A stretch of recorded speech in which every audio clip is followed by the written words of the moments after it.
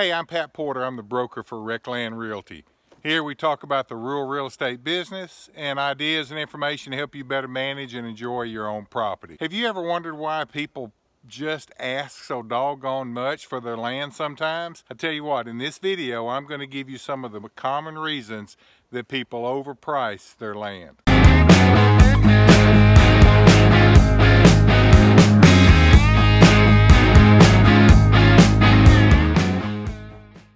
In my experience of selling rural real estate all these years, I think the most common reason people overprice their land is they just have bad information, and also related to that, they've got bad comparisons. As we'll have people from different parts of the country call and want to sell land that they own here in one of the 6 states that we represent, and they'll say, hey, you know, land out here is selling for X number of dollars per acre, so we think that stuff out there, some of that stuff ought to be about worth the same. I mean, land is land, isn't it?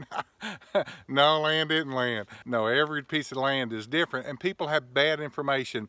They have bad comparisons. They think every acre is equal, and it's just not that way. Or they'll have bad information. They'll hear about certain types of property selling for X number of dollars an acre, and they'll think, well, hey, if that property brought $4,500 an acre, my stuff ought to be worth that too, when really they're comparing apples and oranges. This tract that I'm on right here, I'm looking at it for out-of-state customer, and it's a timberland tract. Well, this tract's not going to bring what a 12-acre home site tract on a blacktop with electricity and water and in a good school district's going to bring. Won't even be close, won't even be half as much, or might not even be a third as much. So bad information, bad comparable sales, bad comparable properties, that's the primary reason, in my opinion, most landowners overprice their property.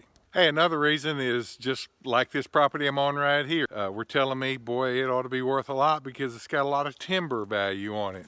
So I said, okay, I'll know when I go out there. Well, what we're seeing out here is a lot of trees. There's not a lot of timber value. So this is another thing. People just don't know what they have. They're assuming the best, of course, and I appreciate that. But then when I get out here and look, I'm seeing sweet gum, a lot of beech trees down in this kind of a bottom, and there's just not a lot of timber here. So a lot of people make that mistake. They just don't know what they have, and so they assume a lot of trees means a lot of timber value, or located close to town means development potential, or a lot of things like that. They just don't know what they have. Another reason landowners sometimes price their land too high is because they are being forced to sell it. And what I mean by that is they've got other family members, sister or brother-in-law or whatever. They're just saying, hey, we need to sell this property. We're tired of paying taxes on it. We're never going to go back and use it. Let's just sell it. Well, you have one family member who's kind of a holdout. He or she, they don't really want to sell it, but to try to keep peace in the family, they'll say, okay, let's go ahead and give it a try. And so they'll sign it up with a real estate company, hopefully a good land company, and they'll put some ridiculous price on it. Usually the holdout will be the one that says, no, we need to get this for it. This is what we need to get. It's worth it. And they'll act like an expert and get that price as high as they can, really because they're just being forced to sell it. But he doesn't have to take responsibility for putting a stupid price on it. He can blame it on the real estate company. He can blame it on the market. He can blame it on 1,000 things why it didn't sell. But the real reason was he just jacked the price way too high. Another reason related to that is they just flat don't want to sell it. Or fishing. They're just, put a price on it that says, hey, if I can get this for it, I mean, that'll be great. I'll take it, And they know they're not going to get it, or chances are they're not going to get it, but they'll throw it out there and they'll let a real estate company spend their time and money trying to get it.